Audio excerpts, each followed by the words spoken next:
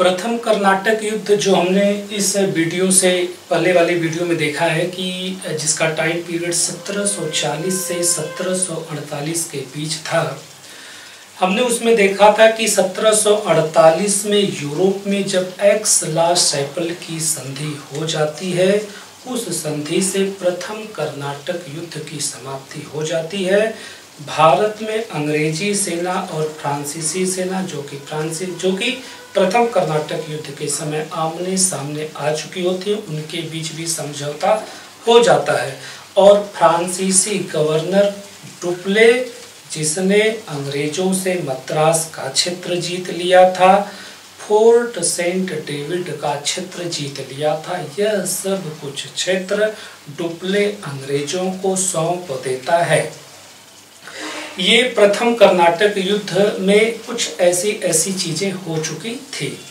अब द्वितीय कर्नाटक युद्ध जिसका टाइम पीरियड है 1748 से 1756 के बीच, अर्थात अगर हम प्रथम कर्नाटक युद्ध अगर जो शुरुआत हुआ था, प्रथम कर्नाटक युद्ध की जो शुरुआत हुई थी, उसमें जिम्मेदार कारक के रूप में ऑस्ट्रिया में हुए उत्तराधिकार युद्ध को माना जाता है, जिसकी वजह से यूरोप के क्षेत्र में फ्रांसीसी सेनाएं एवं अंग्रेजी सेनाएं एक दूसरे के सामने आ चुकी थी। और उसी की परिणति भारतीय क्षेत्र में भी हुई थी कि फ्रांसीसी सेना और अंग्रेजी सेना आमने सामने आ चुकी थी। अर्थात प्रथम कर्नाटक युद्ध यूरोपीय परिस्थितियां उसके लिए जिम्मेदार थी। लेकिन अगर हम द्वितीय कर्नाटक युद्ध 1748 से 1756 की बात करें तो इसके लिए विशुद्ध रूप से भारतीय परिस्थितियां जिम्मेदार हैं, क्योंकि अभी आगे हम देखेंगे किस प्रकार कर्नाटक के नवाबी के प्रश्न पर, हैदराबाद के नवाबी के प्रश्न पर विभिन्न दावेदारों के बीच संघर्ष होता है। और ये दावेदार दक्षिण भारत में मौजूद इन यूरोपीय शक्तियों अर्थात अंग्रेजी शक्ति, फ्रांसीसी शक्ति से तालमेल बैठाने का प्रयास करते हैं। तो द्वितीय कर्नाटक युद्ध 1748-1756, तो इसमें कहने का मतलब यह है कि द्वितीय कर्नाटक युद्ध की शुरुआत मूलतः भारतीय परिस्थितियां ही इसके लिए जिम्मेदार थी, जिसकी वजह से फ्रांसीसी सेनाएं एवं अंग्रेजी सेनाएं अपने अपने हितों को मजबूत करने के लिए पुनः एक दूसरे के सामने आ गई थीं। देखिए, अब द्वितीय कर्नाटक युद्ध की जो भी कहानियां हैं ये आपस में एक दूसरे से बहुत जुड़ी हुई है। देखिए, इसमें होता क्या है कि जब प्रथम कर्नाटक युद्ध की शुरुआत होती है 1740 के वर्ष में, तो उसी समय मराठे सरदार जो वे कर्नाटक के क्षेत्र में पहुंचते हैं। उन दिनों कर्नाटक का नवाब दोस्त अली था। दोस्त अली को ये मराठे सरदार मार देते हैं और उसके दामाद चंदा साहब को मराठे सरदार अपने मराठे राज्य में लेकर जाते हैं, वहां पर सतारा में लेकर जाते हैं। पहले अगर मैं थोड़ी सी उन दिनों का राजनीतिक मापचित्र मोटा मोटा अगर बना लूँ तो उससे समझने में ज़्यादा आसानी रहेगी। तो अगर हम एक यहाँ देख लें कि ये आपका, मान लें कि ये आपका मैसूर है, ये मैसूर है, और इधर हम मान लें कि ये मराठा क्षेत्र है, मराठा क्षेत्र है, और इधर हम मान लें कि ये हैदराबाद के निजाम का क्षेत्र है, हैदराबाद के निजाम का क्षेत्र है। और ये जो संपूर्ण इलाका इसे हम कर्नाटक का क्षेत्र मानेंगे, कर्नाटक प्रांत मानेंगे। और ये आपका जो है ये वाला इलाका उत्तरी सरकार कहा गया, उत्तर सरकार। देखिए, ये एक तरीके से ये मैं एक मोटा मोटा आपको माप दक्षिण भारत का एक माची, इधर बंगाल की खाड़ी है, बंगाल की खाड़ी है। तो मैं अभी ये बताया कि 1740 के वर्ष में मराठा सरदार कर्नाटक प्रांत में प्रवेश करते हैं, यहाँ के नवाब दोस्त अली को मार देते हैं और यहाँ से इसके दामाद चंदा साहब को ये मराठे अपने क्षेत्र में सतारा में लेकर चले जाते हैं। कहाँ पर? सतारा। ये सतारा वर्तमान में महाराष्ट्र में जो शिवाजी सागर है उसके पूर्व में स्थित है। देखिए अब अर्थात इस कर्नाटक में जो है चंदा साहब यहाँ जा चुके हैं, इसके नवाब दोस्त अली की मृत्यु हो चुकी है। चूंकि उन दिनों यह कर्नाटक क्षेत्र हैदराबाद के निजाम के अधीन हुआ करता था। यह कर्नाटक क्षेत्र हैदराबाद के निजाम के अधीन हुआ करता था। तो 1743 में हैदराबाद का निजाम निजामुल मुल्क, आसफ निजामुल मुल्क, वो कर्नाटक आता है और कर्नाटक में अपने विश्वस्त सहयोगी या विश्वास पात्र अधिकारी अनवरुद्दीन को कर्नाटक का नवाब बना देता है। तो हम यहाँ ये लिखें कि मोटा मोटा ये आपका हो। तो पहली घटना हम यहाँ क्या लिखेंगे कि 1740 में मराठा सरदार के कार्य। दूसरा 1743 के वर्ष में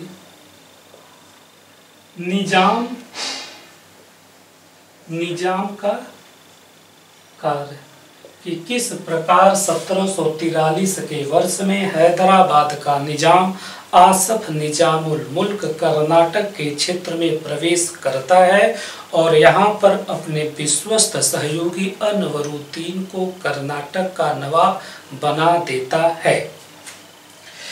अब अगर इसमें हम जोड़ना चाहें तो निजाम का नाम क्या है? आसफ निजामुल मुल्क, आसफ निजामुल मुल्क, और ये बनाता है अनवरुद्दीन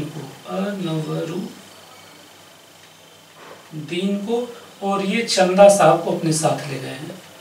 चंदा साहब को अपने साथ ले गए हैं। 1748 के वर्ष में दो घटनाएं होती हैं। पहली घटना की निजामुल मुल्क की मृत्यु हो जाती है। पहली घटना आसफ निजामुल मुल्क की मृत्यु हो जाती है। यह कहाँ का नवाब था, कहाँ का निजाम था? हैदराबाद का था। तो जब इसकी मृत्यु होती है तो इसका पुत्र नासिर जंग गद्दी का प्रमुख दावेदार होता है, परंतु उसी के साथ इसी परिवार का एक और व्यक्ति है मुजफ्फर जंग। वो भी हैदराबाद की नवाबी के लिए, हैदराबाद की निजामी के लिए नासिर जंग से लड़ाइयाँ लड़ने को तैयार हो जाता है। और 1748 के ही वर्ष में जो दूसरी घटना है कि यह चंदा साहब जो अभी मराठा राज्य में था उसे छोड़ दिया जाता है। अब वह चंदा साहब कर्नाटक के क्षेत्र में आ जाता है।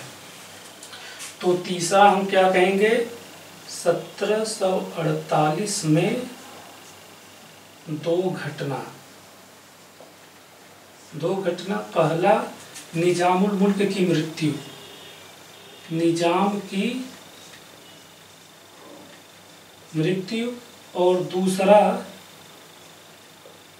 चंदा साहब का कर्नाटक में आना।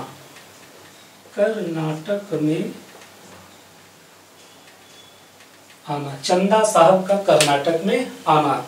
देखिए अर्थात अगर अब इस वर्ष तक देखें तो एक हैदराबाद के नवाबी के प्रश्न पर, कर्नाटक के नवाबी के प्रश्न पर धीरे धीरे मतभेद बनना शुरू हो जाता है। हैदराबाद में हम देख रहे हैं कि एक तरफ नासिर जंग है और एक तरफ मुजफ्फर जंग है। कर्नाटक के क्षेत्र में चंदा साहब वापस आ चुका है, परंतु अभी कर्नाटक का नवाब कौन है?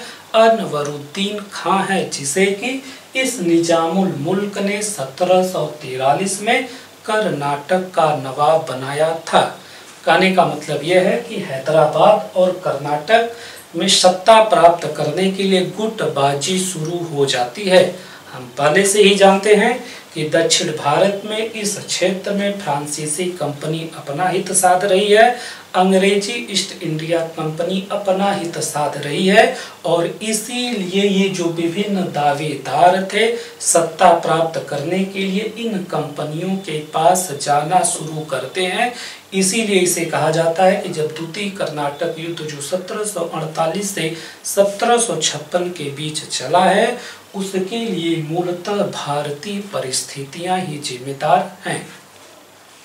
अगर अब हम चौथी बात देखें, चौथा घटनाक्रम देखिए, एक तरफ मुजफ्फर जंग, एक तरफ नासिर जंग, एक तरफ चंदा साहब और एक तरफ अनवरुद्दीन खां। अब इसमें गुटबाजी कैसे होती है? फ्रांसीसी कंपनी की तरफ से कौन था? डुप्ले था। एक तरफ डुप्ले, मुजफ्फर जंग और चंदा साहब, इनका गुट बनता है। दूसरी तरफ नासिर जंग, अनवरुद्दीन खां और अंग्रेजी ईस्ट इंडिया कंपनी का गुट बनता है।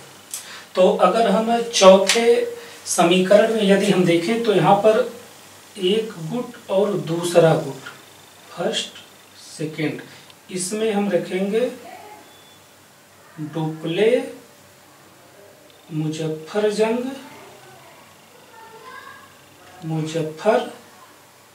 मुजफ्फर जंग और आपके यहाँ चंदा साहब। इसमें हम लिखेंगे कि रॉबर्ट क्लाइव अंग्रेजों की तरफ से, क्लाइव अंग्रेजों की तरफ से, और दूसरी तरफ नासिर जंग और अनवरुद्दीन खां, अनवरुद्दीन खां। एक तरफ यह गुट, एक तरफ यह गुट। स्वाभाविक था कि मुजफ्फर जंग डुप्ले की सहायता से हैदराबाद का निजाम बनना चाहता था, चंदा साहब डुप्ले की सहायता से कर्नाटक का नवाब बनना चाहता था। कुछ ऐसी ही चीजें नासिर जंग क्लाइव की सहायता से हैदराबाद का निजाम बनना चाहता था, और अनवरुद्दीन खां क्लाइव की सहायता से कर्नाटक का नवाब रहना चाहता था।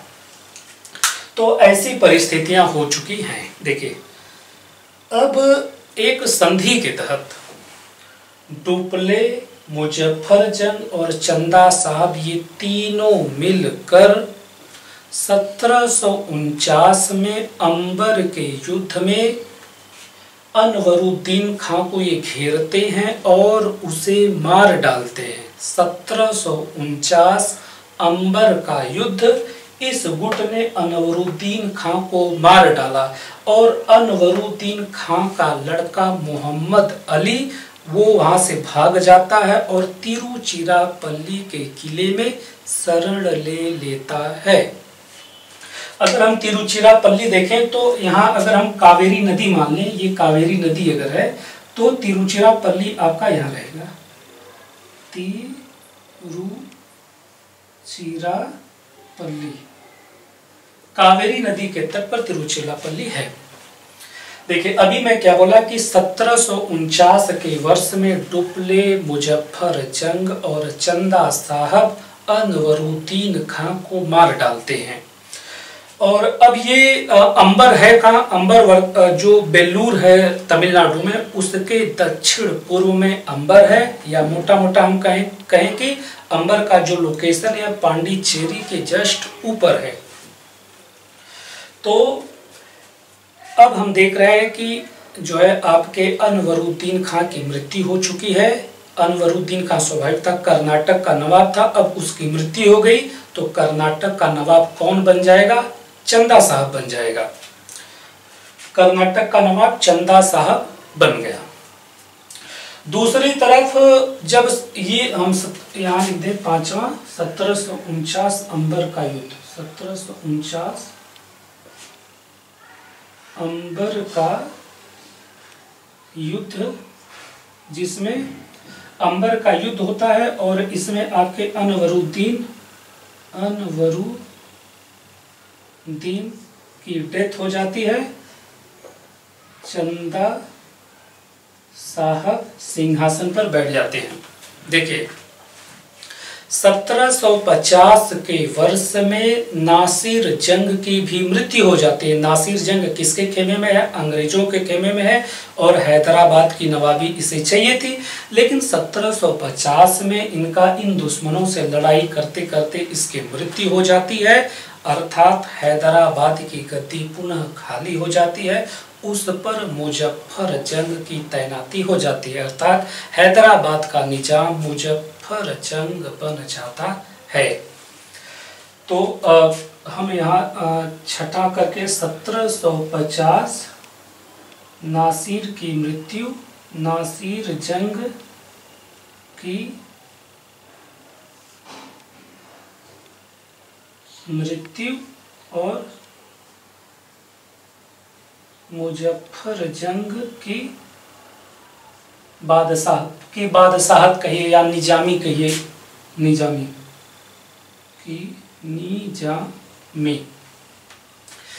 अर्थात 1750 के टाइम तक हम देख रहे हैं कि संपूर्ण कर्नाटक के क्षेत्र में फ्रांसीसियों का प्रभाव स्थापित हो गया है, क्योंकि कर्नाटक का नवाब इस समय चंदा साहब है और इसी समय हैदराबाद के क्षेत्र में भी फ्रांसीसियों का प्रभाव स्थापित हुआ है, क्योंकि हैदराबाद का निजाम आपका मुजफ्फर जंग है। तो एक तरीके से यह अंग्रेजों के बिल्कुल प्रतिकूल स्थिति जाने लगती है। अब अंग्रेजों को भी अपनी रणनीति बनानी पड़ती है। मैं पहले एक चीज क्या बताया हूं कि जब 1749 में अंबर के युद्ध में चंदा साहब वगैरह ये सब मिलकर अनवरुद्दीन को मार डाले थे, तो उसका लड़का मोहम्मद अली तिरुचिरापल्ली के किले में शरण लिए हुए था और इस तिरुचिरापल्ली के किले को चंदा साहब की सेनाएं, फ्रांसीसी सैन्य टुकड़ी जिसका नेतृत्व जैक्वेर ला कर रहा था, ये तिरुचिरापल्ली के किले को घेरे हुए हैं, क्योंकि उसमें मोहम्मद अली है। तो अगर हम देख लें कि तिरुचिरापल्ली अगर ये है तो ये माने कि इसे घेरे हुए हैं। कौन घेरे हुआ है? आपके जो है फ्रांसीसी जैक्वेर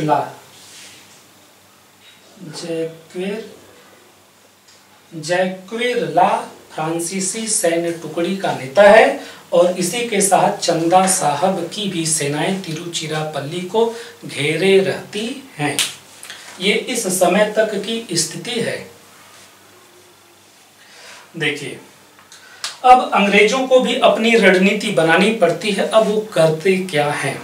अंग्रेज जो है एक गुप्त सूचना या किसी भी तरीके से तिरुचिरापल्ली में कैद मोहम्मद अली को यह संदेश भिजवाते हैं कि आप किसी भी तरीके से इस जैक्वेरला जो फ्रांसीसी सैन्य टुकड़ी है इसके साथ, चंदा साहब की जो सैन्य टुकड़ी है उसके साथ आप बातचीत का केवल बहाना बनाइए और इससे अंग्रेजों को फायदा ये होगा, क्लाइव को फायदा ये होगा कि उन्हें टाइम मिल जाएगा और वे अपनी सेना को मजबूत कर सकते हैं आगे की कार्रवाई करने के लिए। कुछ ऐसा ही काम मोहम्मद अली इस फ्रांसीसी सैन्य टुकड़ी जैक्वेरला से करता है, चंदा साहब की सैन्य टुकड़ी से करता है। बातचीत चलती रहती है, काफी टाइम मिल जाता है, अंग्रेजों को काफी टाइम मिला। अब वे अपने कार्य करने को बिल्कुल तत्पर हो गए। अब इसमें होता क्या है कि रॉबर्ट क्लाइव जो है कर्नाटक की राजधानी अरकाट पर घेरा डाल लेता है। कर्नाटक की राजधानी अरकाट पर रॉबर्ट क्लाइव 1751-52 के वर्ष में रॉबर्ट क्लाइव ने कर्नाटक की राजधानी अरकाट पर घेरा डाला था। अरकाट है कहाँ? अगर हम मान लें कि ये मद्रास है, ये अगर हम मान लें कि ये मद्रास है, तो मद्रास के पश्चिम में जो है यहाँ पर हम अरकाट को मान सकते हैं। मद्रास के पश्चिम में अरकाट है। इसकी घेराबंदी रॉबर्ट क्लाइव मात्र 500 सैनिकों के साथ कर देता है, जिसमें 200 सैनिक यूरोपीय होते हैं, 300 सैनिक भारतीय होते हैं। तो मद्रास का घेरा रॉबर्ट क्लाइव डाल चुका है, क्योंकि उसे टाइम मिल चुका था, क्योंकि इधर मोहम्मद अली इन्हें बहला फुसला रहा था, इसका इन्हें जो है टाइम मिल गया और इसका घेरा डाल लिए। दूसरी तरफ अंग्रेजों ने मराठों से, मैसूर के क्षेत्र से, इनके जो प्रमुख सेनापति होते थे उनसे इन्होंने बातचीत कर ली और एक तरीके से समर्थन भी अंग्रेजों ने पा लिया। अब होता क्या है कि अरकाट को जब रॉबर्ट क्लाइव घेरे हुए होता है, तो ऐसी स्थिति में चंदा साहब को, जो इसने इस तिरुचिरापल्ली पर अपनी घेराबंदी की है मोहम्मद अली को पकड़ने के लिए, कुछ सैन्य टुकड़ी अरकाट की तरफ जाती है। स्वाभाविक बात है, तिरुचिरापल्ली के किले को जो घेरा गया था उसकी मजबूती अब कम होती है। और अंततः अगर मैं निष्कर्ष के रूप पर आऊं, तो अरकाट को रॉबर्ट क्लाइव जो वह जीत लेता है। अरकाट को रॉबर्ट क्लाइव जीत लेता है। ये अरकाट ये रॉबर्ट क्लाइव के अधीन आ जाता है।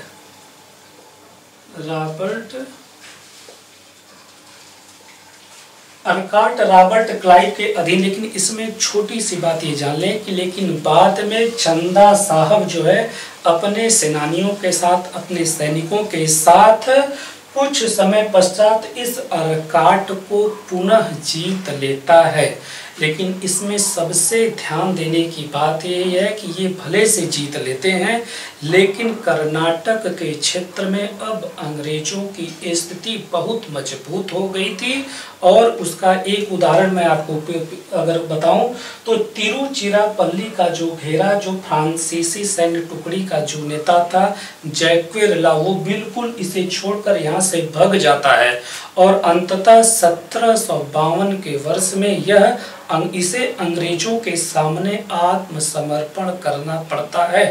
अर्थात तिरुचिरापल्ली वाला क्षेत्र भी अंग्रेजों के पास चला जाता है।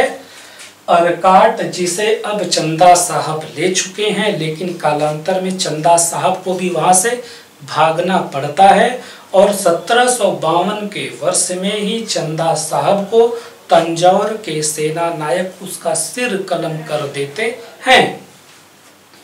कहने का मतलब इतना वैसे कि 1752 के वर्ष तक तिरुचिरापल्ली से फ्रांसीसियों का कब्जा हट जाता है। कर्नाटक का नवाब जो चंदा साहब था वो भी हट जाता है। देखिए, अब अगर मैं थोड़ा सा हैदराबाद की बात करूं कि हैदराबाद में, एक सेकंड में अभी इसे क्लियर करूं, अभी यहाँ 1752 का मैं टाइम लिख दूं केवल। 1752 में दो घटनाएं, एक चंदा साहब की डेथ और जैक्वेरेला का आत्मसमर्पण। चंदा साहब की डेथ और जैक्वेरेला का आत्मसमर्पण। तो इस अरकाट को क्लाइव ने जीत लिया था। क्लाइव को जीतने के बावजूद चंदा साहब उसे लेते हैं, लेकिन इनका कॉन्फिडेंस लो हो जाता है। अंग्रेज इस पूरे क्षेत्र में हावी हो जाते हैं। अब मैं अगर हैदराबाद की बात करूं, तो हैदराबाद में यहाँ पर कौन विराजमान था? मुजफ्फर जंग। डुप्ले के सहयोग से मुजफ्फर जंग विद्यमान था। तो इस मुजफ्फर जंग ने डुप्ले को इनाम भी दिया था। इनाम क्या दिया था कि डुप्ले को कृष्णा नदी के दक्षिण का जो क्षेत्र मुगल क्षेत्र के रूप में चिन्हित था उसका गवर्नर डुप्ले को बना दिया गया था। अगर हम मान लें कि एक बस ऐसे ही अगर मान लें कि यहाँ कहीं कृष्णा नदी है, कृष्णा, तो इसके ये जो क्षेत्र था इसका गवर्नर डुप्ले को बना दिया गया था और इसके साथ ही साथ पांडिचेरी का जो क्षेत्र था उस क्षेत्र का भी विस्तार कर दिया गया था, क्योंकि ऐसी अनुमति मुजफ्फर जंग ने डुप्ले को दे दी थी। अगर मैं थोड़ा सा एक जो है मान ले कि ये आपका जो है मद्रास है, ये मद्रास है, ये अर्काट है, मद्रास के नीचे क्या था पांडिचेरी, मद्रास के नीचे आपका था पांडिचेरी।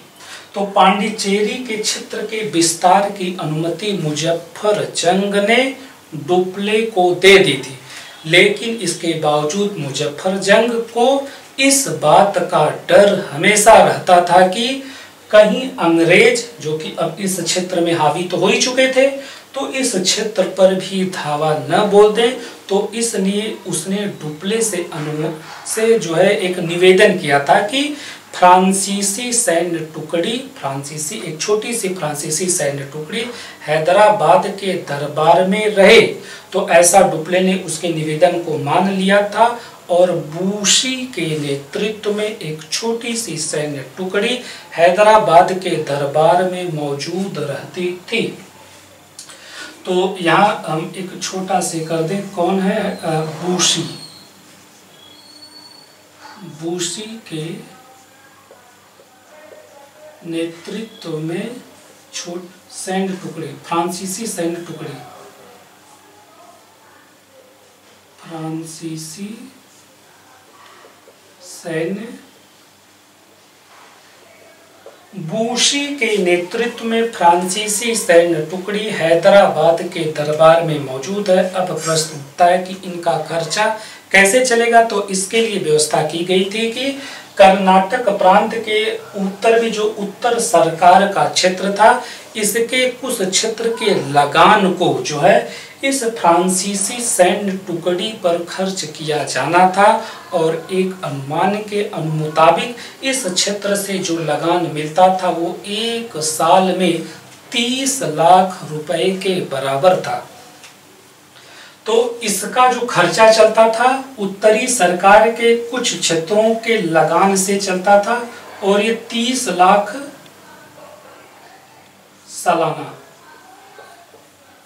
सालाना थे। देखिए अब हम इस पोजीशन में आ चुके हैं कि किस प्रकार तिरुचिरापल्ली का घेरा भी उठ चुका, जयक्विरला ने आत्मसमर्पण कर दिया था, उधर चंदा साहब भी हट गए थे, केवल फ्रांसीसियों का जो प्रभाव था हैदराबाद क्षेत्र में सीमित हो गया था। अगर अब हम 1754 के वर्ष के घटनाक्रम की बात करें तो डुप्ले का पतन यहां से प्रारंभ हो जाता है। देखिए डुप्ले को दरअसल 1754 के वर्ष में वापस फ्रांस बुला लिया जाता है, लेकिन उसके पीछे में थोड़ी सी एक छोटी सी और घटना ये थी कि जब तिरुचिरापल्ली का घेरा अंग्रेजों के अधीन आ गए, वो उस पर कब्जे में आ गए, तो डुप्ले अभी हार नहीं मानता है और डुप्ले पुनः जो है यह डुप्ले अब अलग तरीके से, पहले अंग्रेजों ने मराठा के क्षेत्र से, मैसूर के क्षेत्र से एक संधि की थी, परंतु अब यही संधि डुप्ले करता है और डुप्ले मराठा क्षेत्र से संधि करता है, मैसूर से संधि करता है और पुनः डुप्ले तिरुचिरापल्ली को अपने कब्जे में ले लेता है। अर्थात मतलब इस संपूर्ण क्षेत्र में प्रारंभ में कौन मतलब एक बार अंग्रेज जीते और एक बार फ्रांसीसी जीते। अब अंतिम में हम देख रहे हैं कि तिरुचिरापल्ली का हिस्सा फ्रांसीसियों के पास है उत्तरी सरकार का हिस्सा फ्रांसीसियों के पास है। कृष्णा नदी के दक्षिण का क्षेत्र फ्रांसीसियों के पास है, बाकी क्षेत्र अंग्रेजों के पास है। अब डुप्ले को जो है ये जीत चुका है, इस क्षेत्र को यह जीत चुका है। जयपुर ला के गद्दार के भागने के बावजूद अकेले डुप्ले ने इस क्षेत्र को जीत लिया है। परंतु प्रश्न उठता है कि डुप्ले को क्यों वापस बुला लिया जाता है, इसे हम पढ़ेंगे डुप्ले के पतन में जिम्मेदार कारक। लेकिन उससे पहले हम थोड़ी सी घटनाक्रम और पढ़ लें। जब डुप्ले को 1 अगस्त 1754 को यहाँ से भेज दिया जाता है, उसके स्थान पर फ्रांसीसी गवर्नर गोडेहू, यहाँ हम क्या लिख लें कि ये हैं आपके डुप्ले के बाद आते हैं गोडेहू।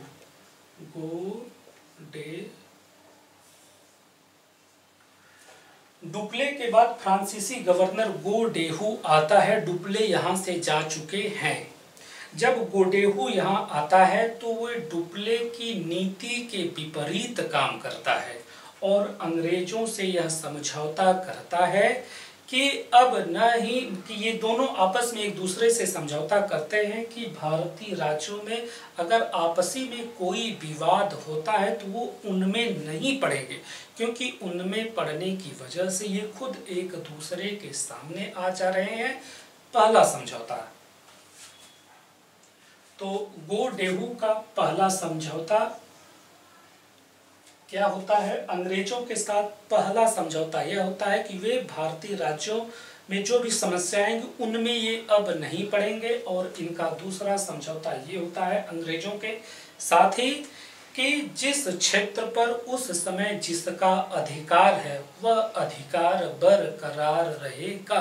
अर्थात 1754 के वर्ष में तिरुचिरापल्ली पर डुप्ले ने कब्जा किया था, उस पर उसका अधिकार रहेगा। उत्तरी सरकार पर अधिकार रहेगा, कृष्णा के दक्षिण में इन सब पर फ्रांसीसियों का अधिकार रहेगा। बाकी जो क्षेत्र है उस पर अंग्रेजों का अधिकार रहेगा। ये गोडेहू जो है इस प्रकार की 2 समझौते अंग्रेजों के साथ वो कर लेता है। देखिए अब अगला है कि डुप्ले के पतन में जिम्मेदार कारक। डुप्ले के पतन में जिम्मेदार कारक हम देख रहे हैं कि वह डुप्ले जो कि कर्नाटक के प्रथम युद्ध में अर्थात 1748 तक यह मद्रास को जीत लेता है, यह फोर्ट सेंट डेविड को जीत लेता है और फिर एक समय ऐसा भी आता है कि कर्नाटक के नवाब चंदा साहब को बना देता है, मुजफ्फर जंग को बना देता है और अंतिम में तिरुचिरापल्ली भी ले लेता है। उस डुप्ले को क्यों जो है वापस बुला लिया गया, क्या ऐसे रीजन थे? तो अगर हम इसमें हम पहला रीजन क्या देखते हैं कि जो फ्रांसीसी जो कंपनी थी वह सरकारी कंपनी थी। फ्रांसीसी ईस्ट इंडिया कंपनी वह सरकारी कंपनी थी और डुप्ले इस क्षेत्र में जो भी कुछ कर रहा था, जो भी लड़ाइयाँ लड़ रहा था, उससे मतलब फ्रांसीसी सरकार को लग रहा था कि उसका धन जो है निरर्थक कार्यों में व्यर्थ हो रहा है, क्योंकि डुप्ले हमेशा युद्ध कर रहा है, निरर्थक कार्यों में जो है धन व्यर्थ हो रहा है। तो इसलिए डुप्ले पर जो है लगाम लगाना शुरू कर दिया गया था। तो पहला ये कि फ्रांसीसी सरकार इसे मानती थी कि इस धन का निरर्थक होना युद्ध की वजह से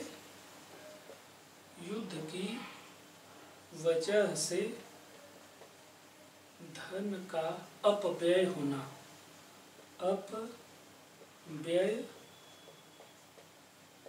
होना।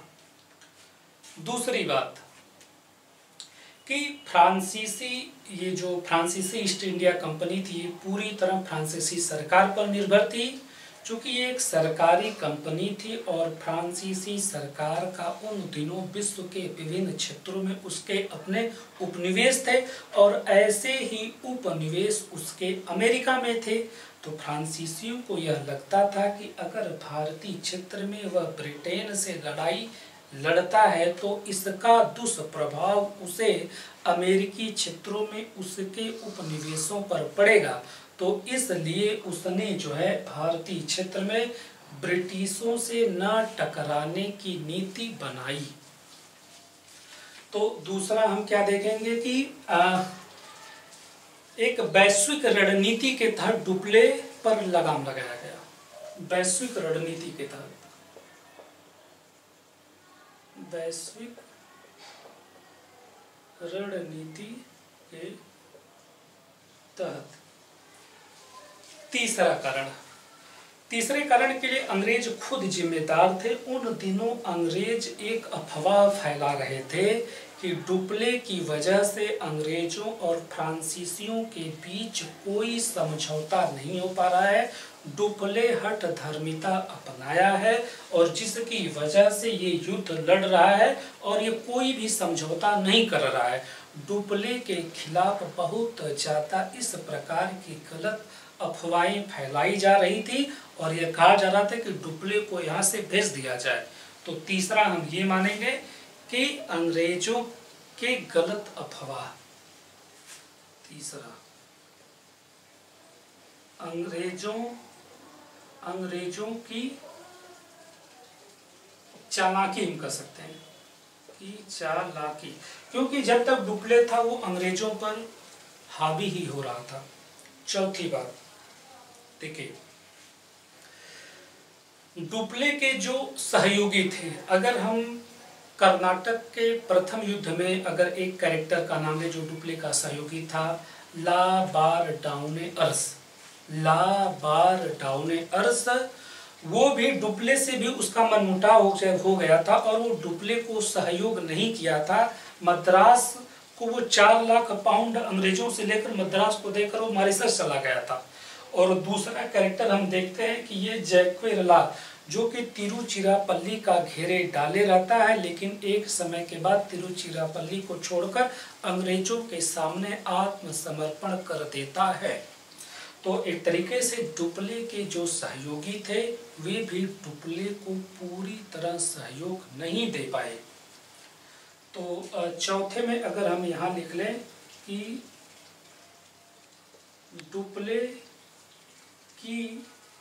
डुप्ले के सहयोगियों का अभाव, डुप्ले के सहयोगियों का गलत व्यवहार,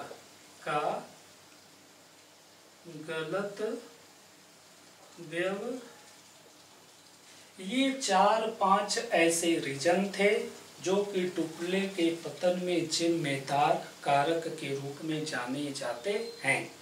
अर्थात अब हम ये देख चुके हैं कि कर्नाटक का द्वितीय युद्ध किस प्रकार गोडेहू के आ जाने के बाद उसका अंग्रेजों के साथ विभिन्न प्रकार का समझौता कर लेने के बाद एक तरीके से इसका समापन होता है।